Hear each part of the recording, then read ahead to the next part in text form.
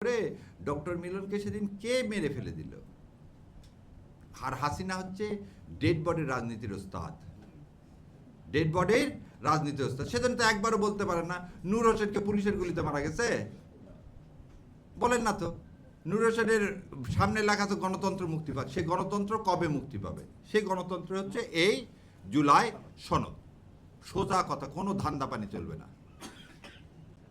ধান্দা করছেন, এবারে কিন্তু লন্ডন যাওয়ারও প্লেন পাবেন না,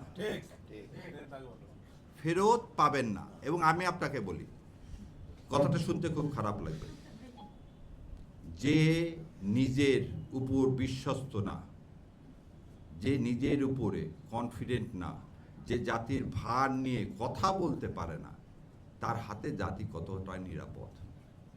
সেই জন্যে অনেক ভাইরা অনেক কথা বলছে, আমি তো খুব ছোট জ্ঞান, দুইটা জিনিস বলি।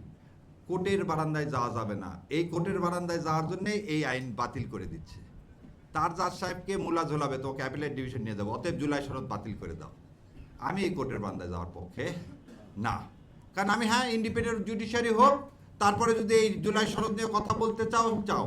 আমার কথা হলো, আপনাদেরকে একটা চ্যালেঞ্জ দিচ্ছি, 13ই নভেম্বর এই আদেশ পাস হয়, ভোট হয় কবে? 12ই ফেব্রুয়ারি।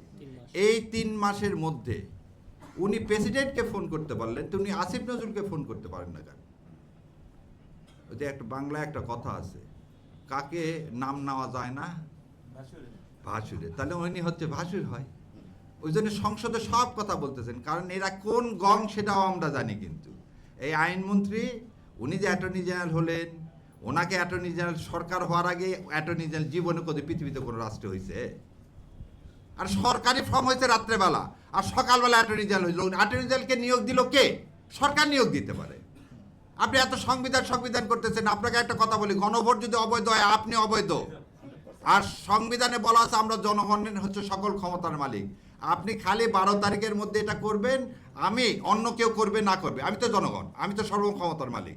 আমি তাহলে আদেশ দিব এই সরকার অবৈধ, এই ভোট অবৈধ, এবং অবৈধ সংসদে যারা বসে আছে তাদের বসার কোনো কি নাই, তাদের বসার কোনো ন্যূনতম, সে বিরোধী দল হোক, আমার তুষার ভাইদের দল হোক, জামাতে ইসলাম হোক আর বিএনপি হোক, কারো কোনো অধিকার নাই ওই সংসদে বসার। জুলাই আছে, আমরা আছি, জুলাই নাই, আমরা নেই।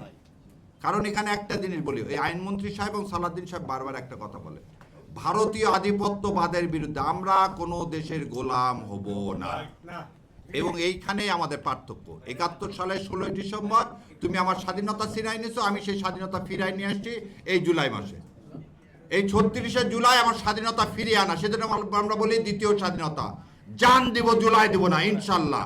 আর তাতে যদি বিএনপি কেন আরো যদ্দল পাহাড় আছে, সে পাহাড় ভেঙে ফেলে দিব ইনশাল্লাহ। হাসবুন আল্লাহ নেওয়াল ওয়াকিল ও নেওয়াল ওয়ালা নেওয়াল নাসির। আসসালামু আলাইকুম রহমতুল্লাহ ওয়া বারাকাতুহু।